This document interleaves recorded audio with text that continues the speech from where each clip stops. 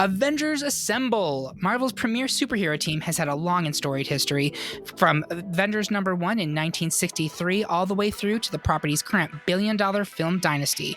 Over the course of nearly 60 years, dozens of characters have joined Earth's mightiest heroes, both in print and on screen. And now the Great Pop Culture Debate podcast wants to determine the best Avengers team member of all time.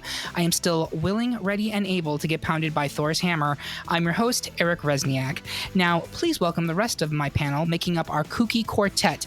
Oh my stars and garters, it's Kevin Dillon. Eric, you know I'm a beast. Beast. Do you think that A on his forehead stands for France? Welcome back, Mike Rapin. Sweet Christmas. Sweet Christmas. And finally, he knows Hell's Kitchen even better than Daredevil. It's Michael Schwarz. Yeah, I'm sure there's a few holes in the wall that I know better than him. A few holes, period, you know better than him.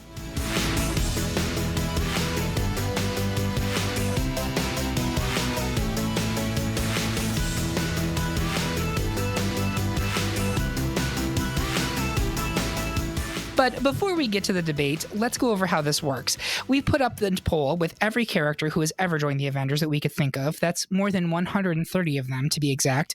Whether that was in comics, movies, TV, or video games, it didn't matter. We had 50 people take the poll, and they picked their favorite characters. We took the top 32 vote getters, ranked them by popularity, and assigned them to a bracket. Now we argue about it and insult each other, all for your amusement.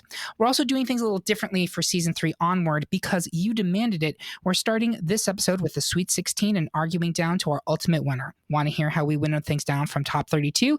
Become a Patreon supporter and listen to the Patreon-exclusive warm-ups where we work our way through round 1.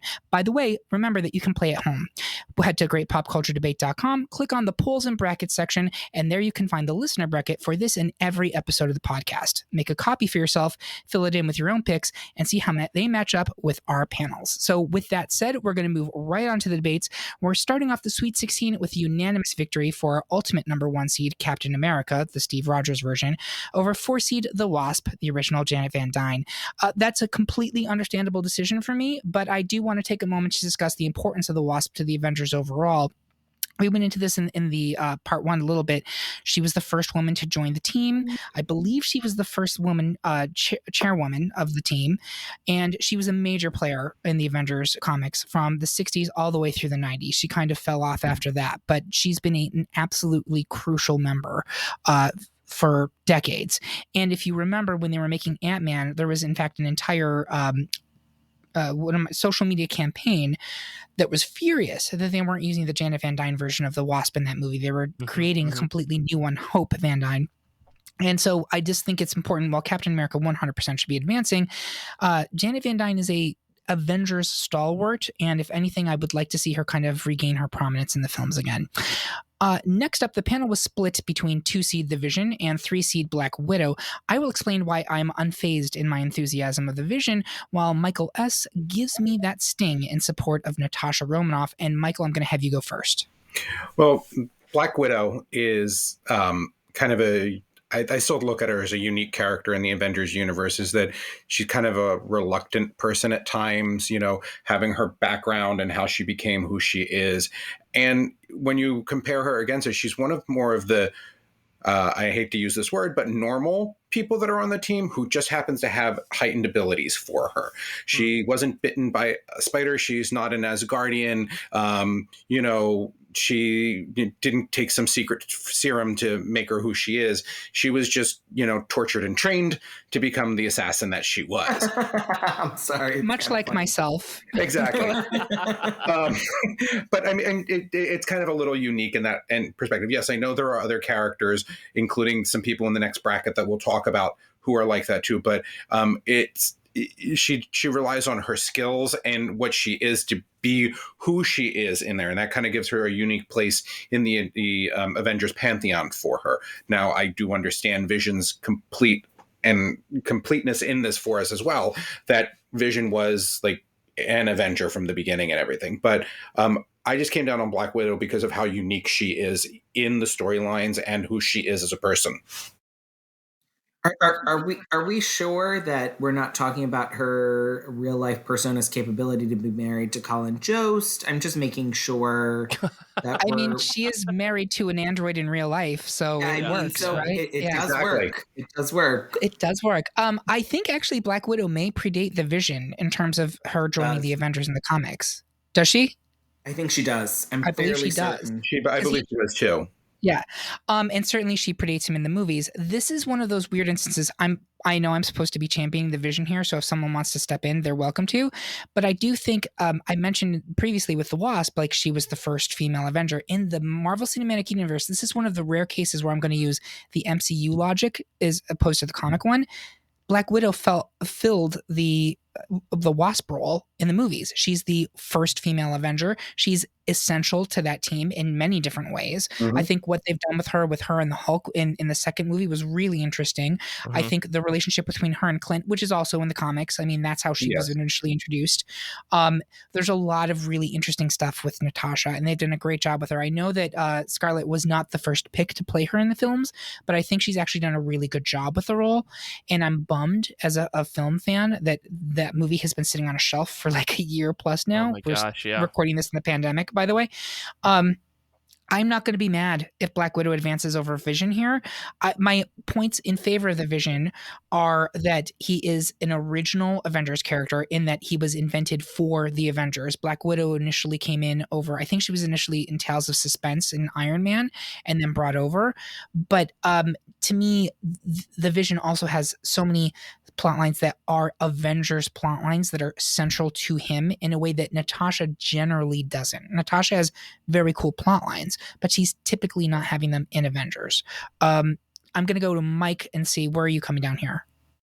I have a lot of feelings for both of these characters. I mean, I didn't vote Vision through in the previous round, but like if I have to pit these two side by side, I love Vision as a character, but when I think of the Avengers, like I know that Vision is a classic character, but not in the Avengers that I've read, which makes Hmm. me like it definitely dates me, right? Definitely like makes me feel like a young little baby. But at the same time, like Black Widow is an essential part of the Avengers as far as I'm concerned. Like the Vision has come and gone, and I think his absence hasn't made the Avengers worse. Whereas I think when Black Widow isn't on the Avengers, they're missing their much needed assassin. And I know I made that argument about Wolverine in the previous round too, but like when Wolverine's not there, like I think, which is rare, but like I think that Black Widow, as far as like original Avengers and all that stuff, like she's definitely needed. And the Vision can come and go. So I'm going to vote for Black Widow. That's what it comes down to. I'll also throw this argument. We haven't talked about the Ultimate Universe, but the Ultimate Universe version of the Black Widow is so much more essential to that team than the Yes. Ultimate Universe Vision ever was. Yeah. And the Ultimate Universe Vision is wacky. Like it's just wacky. But It's insane. it's Yeah. insane. Kevin, where are you coming down here?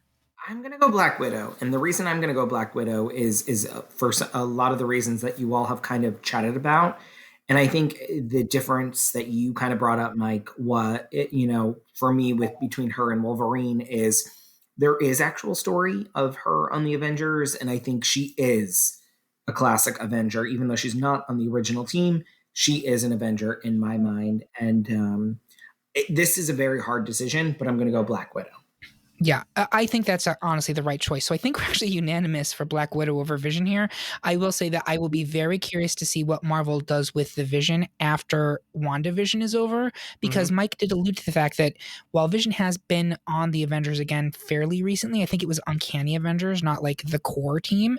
Mhm. He's been absent from this team for most of the 21st century.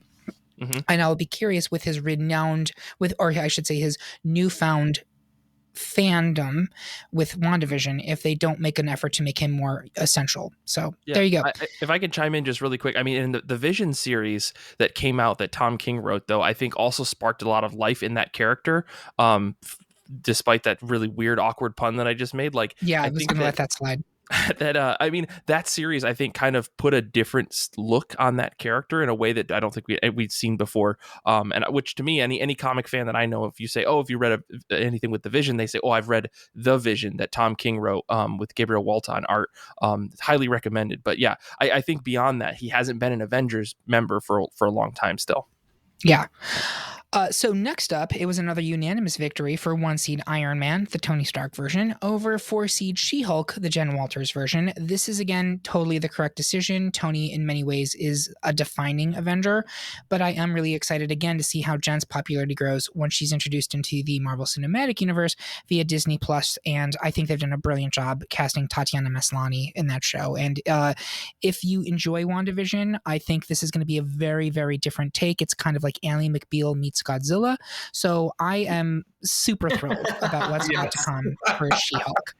3/4 of us said Wakanda forever to 2-seed Black Panther, while Mike R called on the hoary hosts of Hoggoth to protect his pick, 3-seed Doctor Strange. Kevin, explain why T'Challa makes you holla, while Mike casts a spell for Doctor Strange, and I'm going to have Kevin go first. Oh God, Eric, what a great... Oh man, your rhyming is on point, I have to say. I'm pathetic, ladies and gentlemen, but you need to get into it. That is... I'm sorry, I can't. I'm maybe... So I think for me, when it comes to... we talked about this in the warm-up. Doctor Strange really was not an Avenger until Bendis's run. And while a very well-used Avenger and a very interesting Avenger, that was actually, to be honest with you, the first time I read Doctor Strange was in that Avengers run.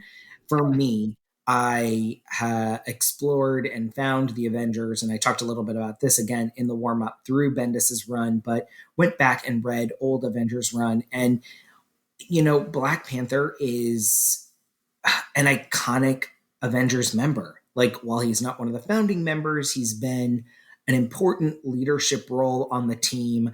I think he's someone who... he obviously, Wakanda is where vibranium comes from, and that alone is what really powers a good bit of what makes the Avengers who they are.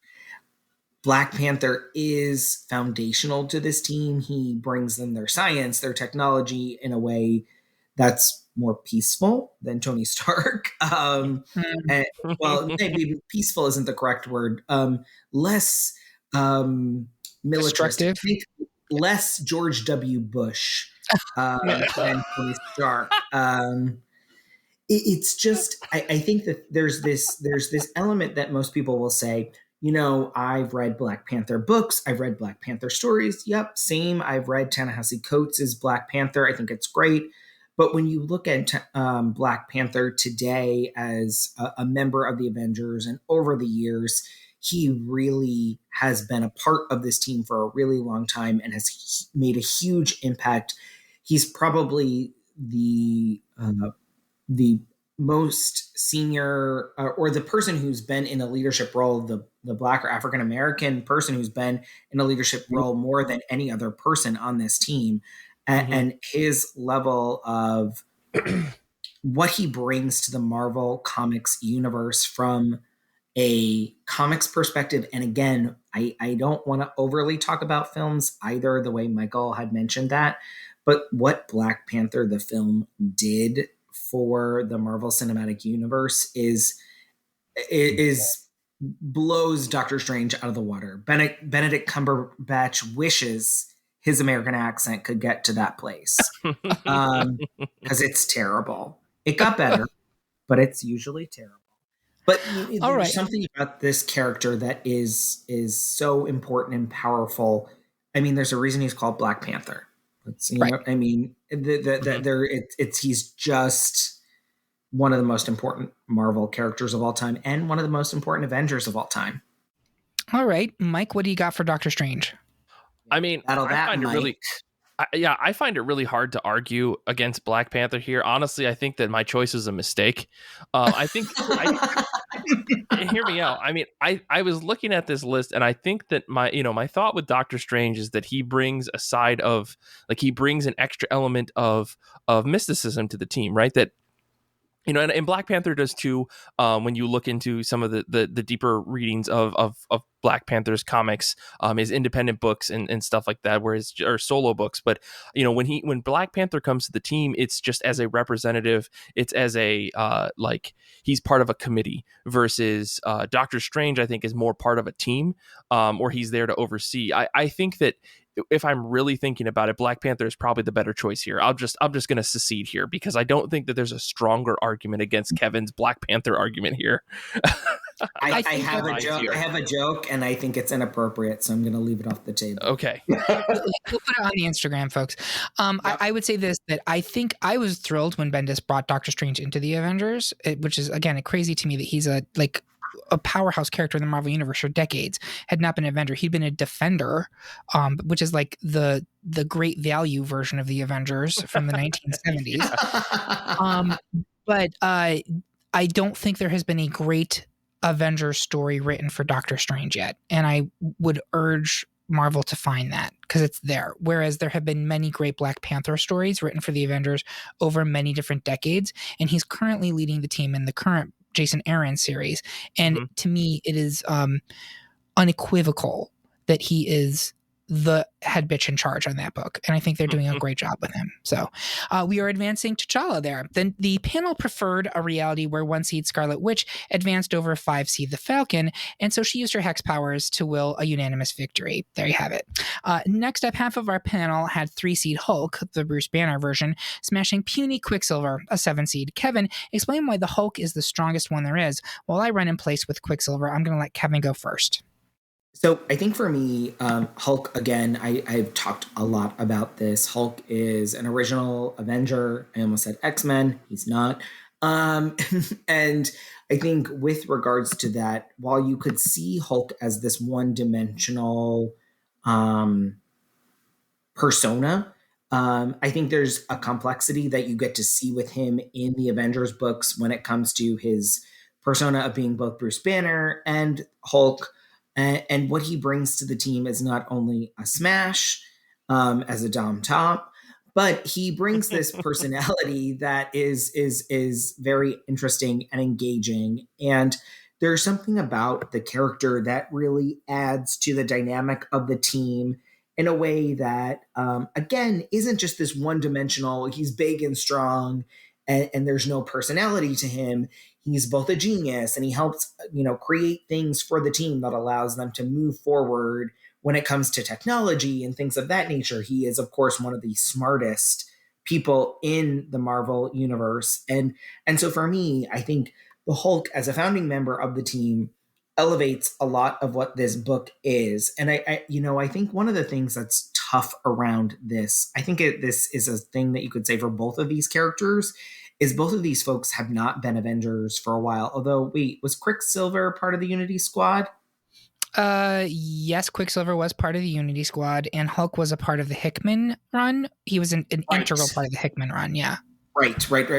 So they have recent runs where they've been integral parts of the Avengers. I think the thing that I will say is that Hulk is an Avenger through and through. And while he doesn't always seem like he's a team player kind of guy, I think some of the stories that he plays a part in are really integral. Like, for example, and again, this is a recent one, but, Civil War II, he's an integral part of that. He is a part of the team, even though he doesn't seem like he is that guy. I genuinely think that he is. And he, again, I guess I'm going to bring up the MCU more than I thought.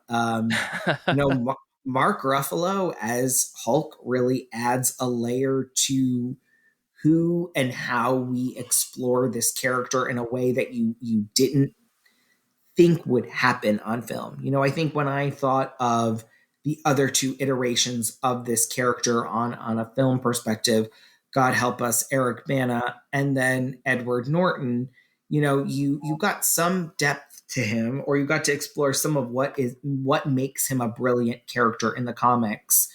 But, Hulk is a key and clutch member. I mean, he's so strong.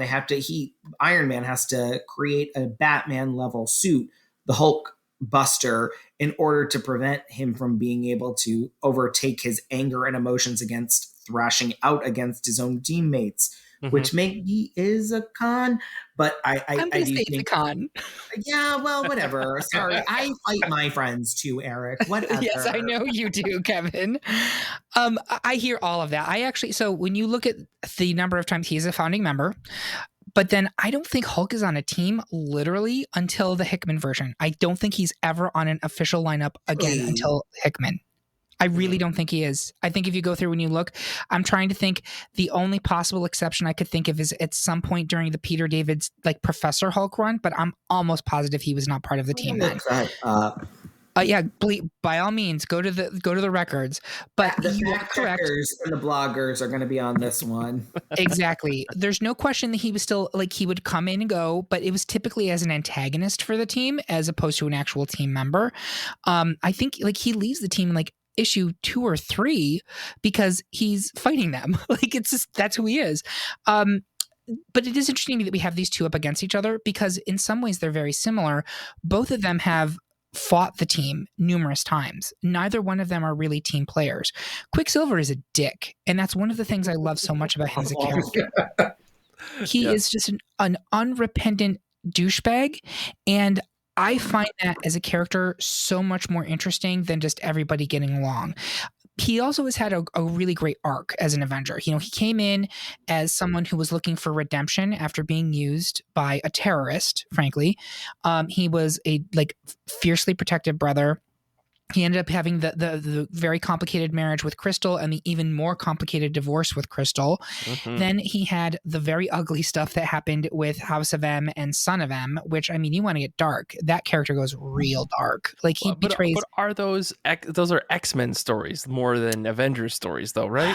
I would argue that stuff ends up wrapping into Avengers in particular because he does come back after the Son of M stuff in the Mighty Avengers run by Dan Slott, where it's him and literally like a big part of the plot line is he lies to the world and was like, oh, that wasn't me that did all those terrible things to you. That was a Skrull that was playing me. Right. And then the Inhumans are like, fuck you. That was absolutely you douchebag. It was, and like, that's really interesting.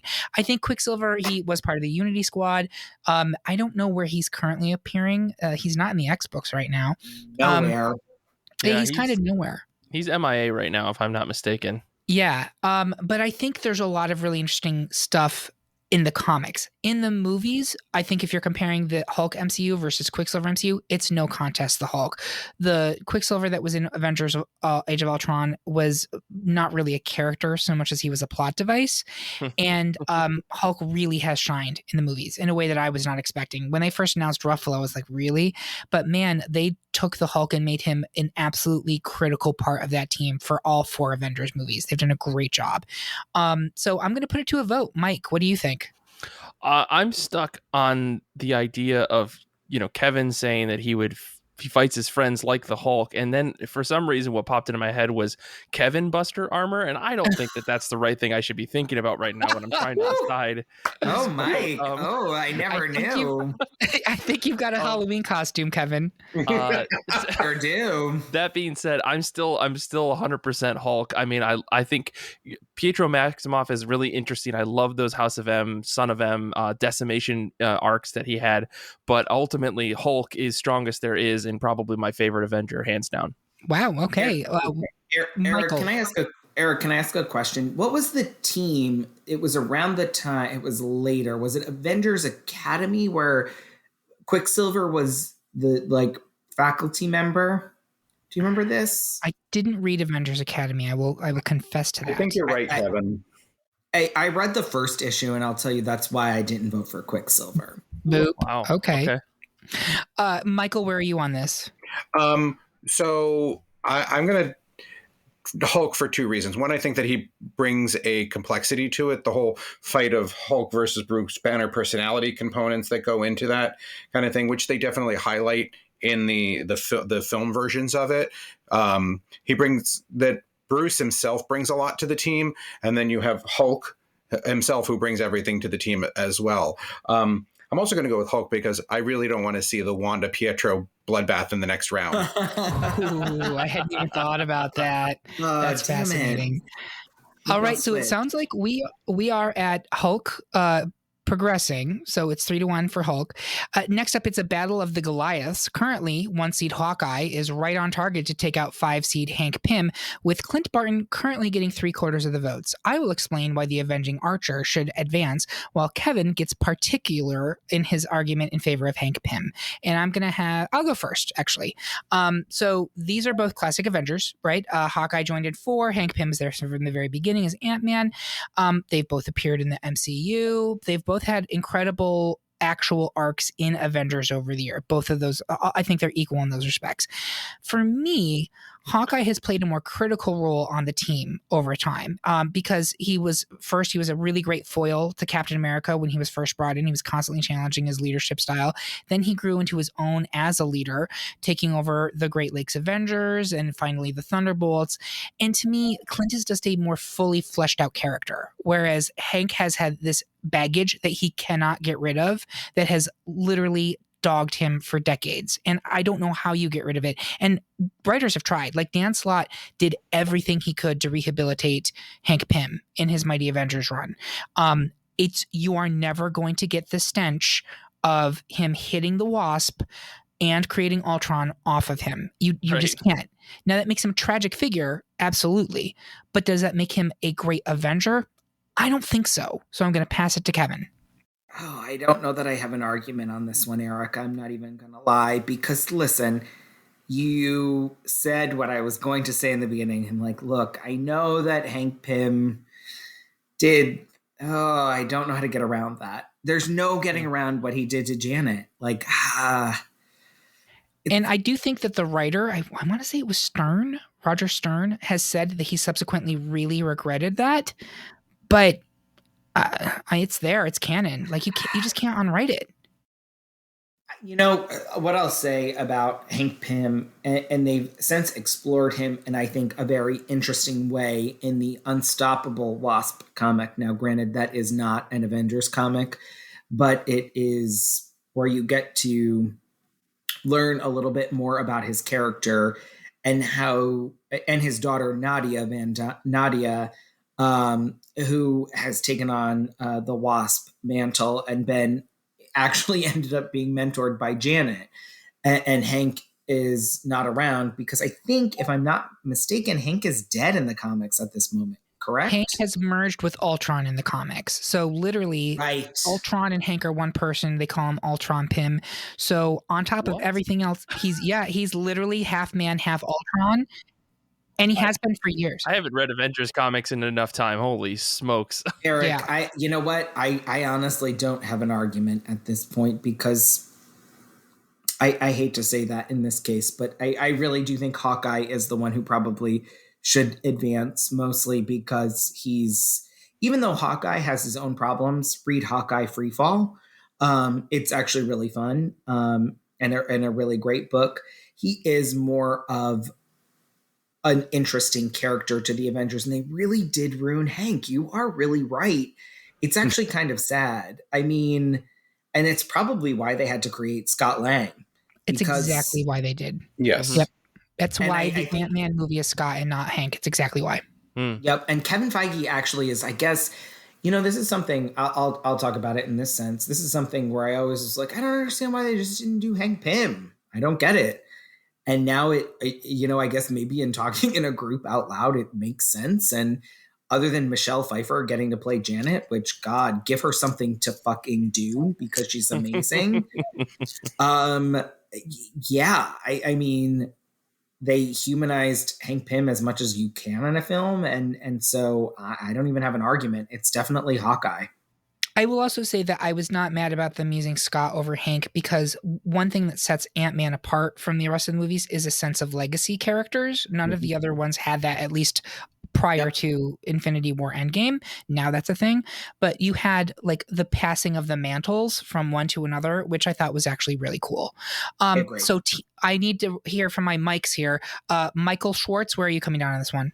Well, what I like about this pair up is it goes back to something I talked about earlier. It's the battle of the normal humans that, use their abilities, or like the suit in the case of Hank for this kind of stuff. That it's two normal people up against each other, no extra powers or anything like that. They kind of did these on their own. But I'm very much firmly on board on the Hawkeye here. Not just the whole storylines, but Jeremy Renner, woof. There you go. And Mike, how about you? I'm 100% Clint Barton here. I can't not think of Matt Fraction and David Aja's run, and I know that's not a direct Avengers book, but I've loved that character since then. Everything I read of Hawkeye just makes me excited, and I've never read a book with Hank Pym that I liked. So I'll just say that. I'm trying to think. Even when they were trying to rehabilitate him in Mighty Avengers, I still thought he was a prick. So there you go. Finally, in round 2, it's a powerhouse matchup as 3 seeds Thor goes toe-to-toe with one of the few Avengers who could possibly best him in battle, 2 seed Captain Marvel. That's the Carol Danvers version. So I will call down the heavens in support of Thor, while Michael S. goes Kree-falling in favor of Carol. Michael, you go first. So I guess the part of it is that while she's not an original Avenger like Thor is, like back OG team first and everything, I think that Captain Marvel definitely, and Carol herself, her storyline brings something to the team. There is also the diversity of having another woman on the team that's there, that brings it forward. And I like where I'm seeing the brackets at the moment. But besides that, I'm not basing my ideas on that. But it's like Thor versus Carol.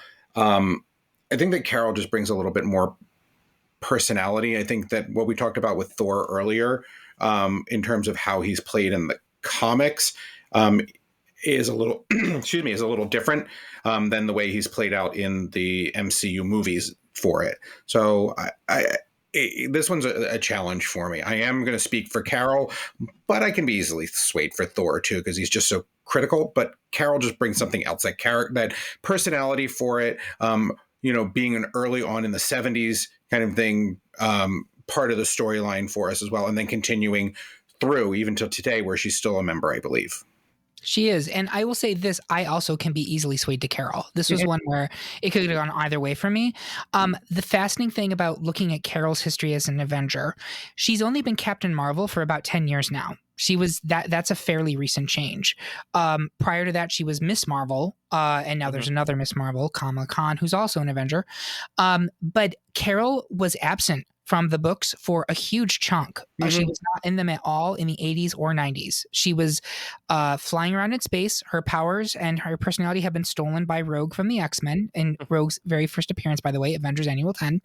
And she was out in space with the Starjammers as a completely different character called Binary. So, but when Kurt Busiek took over the book in the late 90s, he immediately brought Carol back because I think he saw this is the closest Marvel has to a Wonder Woman. And he really worked to elevate her. And so there was a alcoholism storyline that was brought in. There were some other issues where I believe there was a period where she was maybe even afraid of fighting, if I'm remembering things right. You're right. Yeah, was I? Is that a thing? Right. Yeah. She was given a lot of really interesting storylines from Busiek, and then that went on when Bendis started the Mighty Avengers spinoff, and she's been an absolutely essential Avenger ever since. And I think she's one who really has always deserved to have that place on the team, but was sidelined for decades. Thor, I'm supposed to be talking about Thor. Thor was absent for a good chunk of those years too. But I think he's always considered an OG Avenger. He's one of the originals. And frankly, these book would not exist without him, because why did the Avengers come together in the first place? To fight Loki. And that's in the comics as well as the movie. So I would say he is, you can't disentangle Thor from the Avengers, even when Thor himself is not on the Avengers. And we have had a couple different Thor versions on the Avengers. You had regular Thor, you had the Thunderstrike version of Thor, you had the Jane Foster version of Thor, all of whom had actually quite long runs on the book. But I'm going to have to throw it to a vote. Kevin, where are you coming down here? The Loki argument, which I didn't make, that I should have made, is a fascinating argument. I have put in my bracket, I have Carol moving forward. With that said, to your point, Carol has not been Captain Marvel until recently, technically. And some of her Avengers run, including Civil War 2, is not great. And not great Bob at all. Oof. And the way oof. she was originally written out of the book, by the way, was also really bad. Like, incredibly really bad. misogynistic. So just heads up on that. You know what? So, I think I'm going to switch here.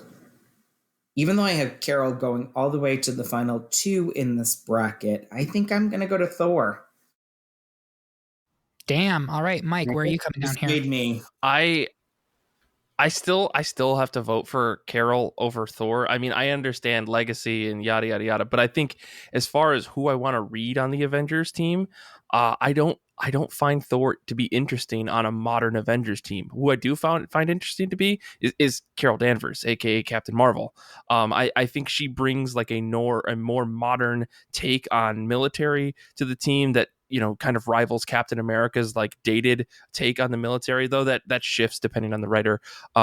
But I think that she by and large is a more interesting character in the comics when it comes to working on a team than Thor. I think Thor is just there as just the super strong guy he's got this bigger thing going on. And again, it's the same argument that I had against him with Luke Cage, is that it doesn't seem like he's team oriented, whereas Carol Danvers definitely does. That's really interesting. So I believe we are currently tied. It's 2 for Thor, 2 for Carol, correct? Correct. So the way that the seeds work or the way ties work now is whoever has the highest seed advances, and that's Captain Marvel. So that means it is Carol is a 2 seed and Thor is a 3 seed. I dig it. So You know Carol what? goes for it. It's a good call. It's a good call. It is. I think it's a good call here. I'm not mad about it. And again, I think, and I will say this for our listeners at home being like, this is bullshit. I think Carol has a lot more potential in the future as an Avenger. And I think she's actually very good in the current Jason Aaron book. And I don't think you're going to get more from Thor as an Avenger. That's just putting that out there. So that is it for round 2. We are going to take a quick break and enjoy some refreshments courtesy of Jarvis. And we will be right back, just like Wonder Man from the dead.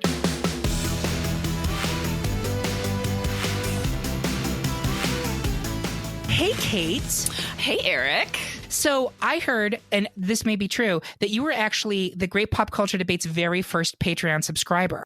Was I? You were. You're not only a panelist, you're also a founder. Also a founder. I mean, it does give me a feeling of joy to contribute towards high quality podcasts like the Great Pop Culture Debate so that, you know, like I get swag. Yeah. What kind of swag do you get?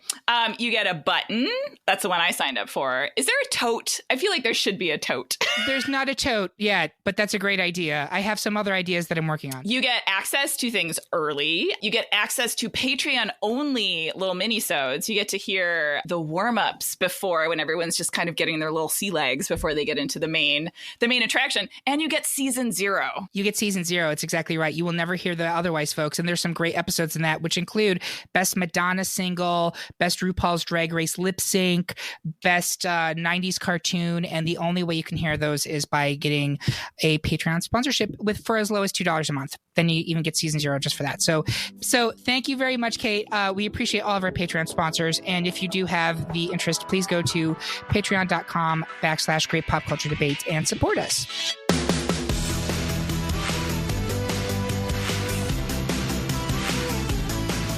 Welcome back. The priority alert from your Avengers ID card means that it's time to get back to the brackets as we enter round 3 of our Best Avengers team member.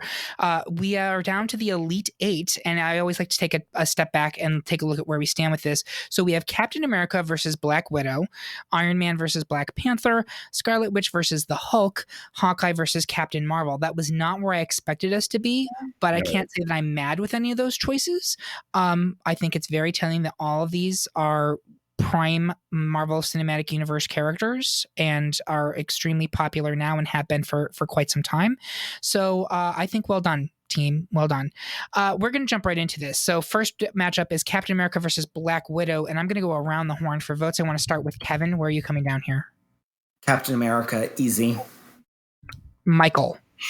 Yeah, same. It's Captain America. I love Black Widow, but Captain. Mike.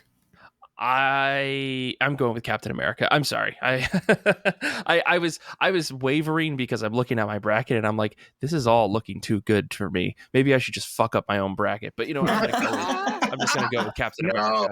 Let's That see is a me v- win. Yeah, that is a very Ultimate Universe Natasha Romanoff play, and so I appreciate that where you're coming from. All right, so Mike it's was unanimous about for to eat Captain the head America. off the Wasp for us. Oh God, I won't go there. Ugh. Next, it's Iron Man versus Black Panther, and I want to start with Mike. Where are you coming down? I'm very torn here. I mean, I had my brackets ruined in this area, but I think if I have to really think about it, I really have to go with Black Panther here. I think more interesting character. He works better on the team, and Iron Man I've never read an interesting Iron Man story. I can't get away from that. Interesting. I will say I've read many really interesting Iron Man stories, so I can give you some Yeah. tips at some I point. mean, if the you only one that I can think of is Extremis, but that's about it. want. Anyways, we'll talk after the show. We'll talk. We'll kiki.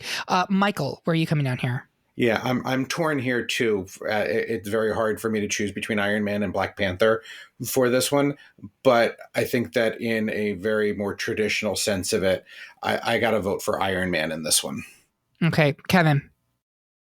I also have to go with Iron Man. I think it just there are so many elements from beginning to end, where like from the beginning, obviously as a founding member, all the way through the Bendis run and all of what he did to what Bendis did to bring Iron Man as a leader into that team was really fascinating, and how it evolves throughout his whole run. Iron Man is a very crucial character in his Avengers and in his relaunch. It has to be Iron Man.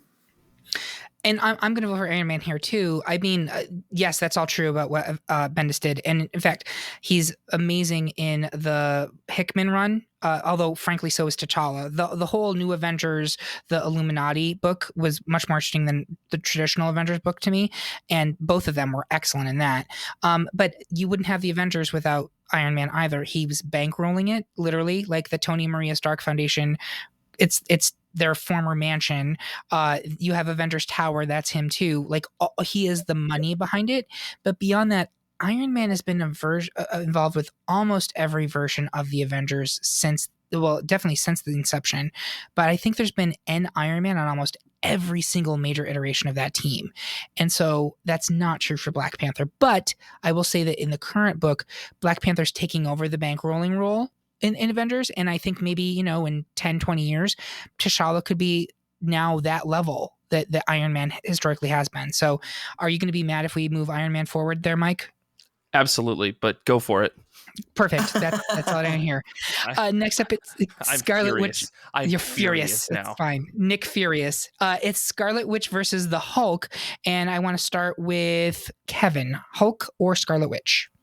Eric, you can't use your hex powers on me at all or manipulate a world. I can and will. No, I'm a bitch, not a witch. Fine, I choose Scarlet Witch. But yeah, Scarlet Witch, hands down. Great. Mike, how about you? I mean, I love Wanda Maximoff, but I mean, Hulk is strongest there is, so gotta go with Hulk. You guys are mad. All right, Michael. This one's hard for me because, like, when we were doing the previous round, I didn't want to put Wanda and Pietro against each other, but so we ended up with Wanda versus Bruce here, and that storyline. I don't know. I'm going to go with Mike and be with the Hulk on this one. You guys are maniacs. Okay. Oh my gosh. So here's where it stands. I think you can make an argument for Hulk here only if you were looking at the Marvel Cinematic Universe, because the Hulk is an instrumental part of the Marvel Cinematic Universe, right? Okay. He's in all of the Avengers movies. He's critical to 3 and 4. But beyond that, if you're looking strictly at the comic books, the Hulk is barely a member of the Avengers. Like, he literally is not on a team from like issue 3 until like the Hickman Avengers in the 2010s. Literally, he's not ever on a team in between. If anything, he's constantly fighting the team. But I think you could also say that he's in a bunch of the cartoon properties. Certainly, he's part of the video games. if we're looking at this holistically in all of them, I think you could make a case for Hulk. He is an original Avenger. If we're talking about long-standing members in the comics, I have to go with Scarlet Witch. But I kind of think that leaves us, well, it does leave us with a tie, right? And I believe Scarlet Witch is a higher seed. Yeah. But when we get to the Elite Eights, I don't like to go to tiebreakers. So I would be willing to switch my vote to Hulk here in the interest of not going to tie. I know. And that's my argument why, Kevin. That's my argument why. Also, so we could argue. Go ahead. My argument is that when it comes to great Avengers stories, Wanda Maximoff is at the center of some of the best stories. And while she is someone like the Hulk who can be an antagonist to the team, she also is one of the most powerful members of the team. She's led members of the team. Wasn't she also on the Unity Squad, Eric, if I'm not mistaken? Correct. She absolutely was one of the primary members of the Unity Squad when it started, and that was like the Wanda Maximoff rehabilitation project after House of M. Yep. And House of M, in and of itself, obviously it's a storyline that centers in many large parts around mutants, but Wanda's role as an Avenger is crucial. I think she, like Eric said, is one of the most longstanding team members on the Avengers. She is one of the most powerful Avengers. And I'm going to say this, we need more ladies on the Avengers represented as we move forward. Just going to say it. And she is one of the heart and soul team members of this team in the comic books. If we're going film, yeah, I'll go Hulk. But I mean, again, if we're going film and TV, WandaVision, folks, it is literally the best thing one of the best things that Marvel has done. For sure. It's certainly one of the most interesting things. I do want to rebuff the argument about Wanda being central to a bunch of comic plot lines. She has, but she's usually the villain in them. When you actually look back, most of the Wanda-centric storylines, she has gone crazy and is trying to kill the team. I'm not just talking about Avengers Disassemble. I'm talking about in the Avengers West Coast saga where the Vision gets redone. I'm talking about like the original Mount Wundagore storyline where she's taken over by Cthulhu, which when people were bitching that Disassembled was out of character for Wanda goes crazy a lot. Wanda is constantly turning evil and trying to kill the Avengers. Like it's a recurring plot thread for her. So yes, she is a critical Avenger and she has been central to a lot of storylines, usually because she's trying to kill people. And she has successfully killed at least like 4 Avengers. So where are you standing? Are you still with Wanda on this, Kevin? I am not moving because she deserves to move forward. I am willing to switch to Hulk in the overarching meta looking at it. He is critical to the founding of the Avengers. And if you're looking at the ancillary properties, he is always there and Wanda sometimes is not. Mike, I want you guys to weigh in here. I'm going to stay where I am and stick with the Hulk. I agree that like when Mike... Okay, we can talk about this on Sunday over mimosas, but I'm sticking with the Hulk. And Mike, R? Yeah, I don't know. I mean, I feel like when I think Avengers, I think Hulk, and maybe that's an influence from the cinematic universe, but also like, I don't know. I feel like every piece of merchandise, every television show, like the Hulk is always involved, whereas the Scarlet Witch isn't necessarily involved. I mean, that being said, there's a lot of history, and I understand that, but I still see Hulk as the more iconic Avenger if we put them up side by side. So I'm sticking with the Hulk. So that's 3-1 for Hulk, Kevin. I'm sorry. And you can all tell me that I'm wrong. Wanda also saved the Avengers by creating a pocket universe with Franklin when Onslaught came about, but whatever, folks. I mean, are we really going to consider Onslaught like a good storyline that we should defend right now? I don't know. I like Onslaught, but... It wouldn't be a podcast if Kevin wasn't bitter about something.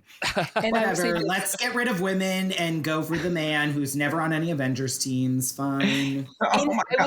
In that pocket in universe that she creates for Heroes Reborn, I'd like to think that Wanda advanced in round 3. That's in that reality. In this one, it's the Hulk. And up next, speaking of women, we have one more woman in this bracket, and that's Hawkeye versus Captain Marvel. So I'm going to go, and I want to start with Mike R. first. Who are you voting for here? I think in my original bracket, I think I had Clint going a little bit farther here, but we made some really interesting discussions on this episode about Carol Danvers. And I think I'm going to have to vote Carol Danvers. I mean, everything said so far, I think she is a better Avengers member. I think she's more iconic. And honestly, I think she brings more to the team than whiny boy, I've got blonde hair, and oh my gosh, I've made so many bad decisions in my life, Clint Barton. So Carol Danvers all the way. That is a read. That is a Hawkeye read right there. I gotta be honest about it. All right, Kevin. Oh, Carol Danvers. Okay, and Michael. Yeah, this is a Captain Marvel, no doubt. Okay, I think historically Hawkeye is more important to the team, but I think in terms of where we are right now, Hawkeye is not. I mean, the last Avengers team I can even remember Hawkeye being on in the comics was that weird US Avengers one, but he hasn't actually been active on a main Avengers team, I feel like, in a hot minute. So, well, I guess Hickman's run. But that said, I'll go with Captain Marvel too. And that gives us a final four of Captain America versus Iron Man, ouch, and Hulk versus Captain Marvel. So I'm going to start Captain America versus Iron Man. Michael Schwartz, who are you going with? Oh, God, I've been dreading this one coming up, kind of stuff. In the end, I think that I'm going to go with what everybody else I think is going to go with here too. But you can't really be an Avengers without there being a Captain America there, as far as I'm concerned. So I know that he has his falling outs at times and everything. But yeah, Captain America for me. Bold. Kevin? Like in Civil War I, I'm going to be on the right side of history with Captain America. Fair. And Mike R. I'm frustrated because I had Black Panther, I think, going a little bit farther here. So, I mean, really, if I have to pick the lesser of two, I guess just like standard Avengers, if I have to pick it, I'm going to go with Captain America. He's by far the better and more interesting character and better Avenger overall. I'm outnumbered here. I actually would go for Tony Stark here, and I would counter. I gasp. Clutch your pearls. Number one, I will always go for a fuck boy. And I knew that's what you were going to say. You want. Number two, I would counter Michael S.'s argument in that Cap was not even a founding Avenger. Tony was, and without Tony, Captain America would never have been brought back from the ice in issue 4 of the original Avengers. But that being said, I think from an emblematic perspective, Tony may be bankrolling the team and may be the reason that it exists, but Cap is the heart and soul of that team and has been for many, many years. And I think you could make the argument that many different Captain Americas have coming on, and all of them are that nucleus that hold the team together. So I'm fine with moving Captain America to the final 2. I think it's appropriate. I do think Iron Man kind of a little bit's getting shafted here, but he likes the shaft. It's the final 4. Somebody's going to get shafted here. I don't think any of us are saying that Iron Man is unworthy, but that Captain America deserves to be here more. For sure. He is America's ass. All right. So next up. We finally got to say it. We finally did. Finally, it's Hulk versus Captain Marvel. And let's see how this goes down, because you all have pushed him way farther in this bracket than I ever would have imagined. I want to start with Kevin. This is tough because I don't think I would pick either to move forward. My final person was Scarlet Witch. In this side of the bracket, oh man, I think I'm gonna go Captain Marvel because come back. All right, I'll come back to you. No, come back to me. Michael S. See, this is what I knew was going to happen. You were going to pass to me, and I would have to make a decision. I hate you, Kevin. Welcome. Let's see. God, it's hard. That's what enough about your personal life, all right? Okay. We have conversations to have on Sunday.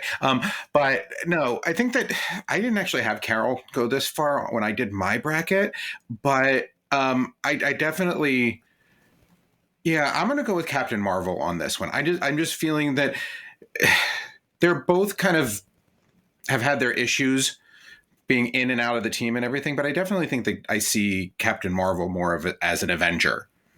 despite everything that happens in the MCU with all of this and everything, that we don't see Captain Marvel till the end. But no, I think that Captain Marvel deserves that spot in the finals.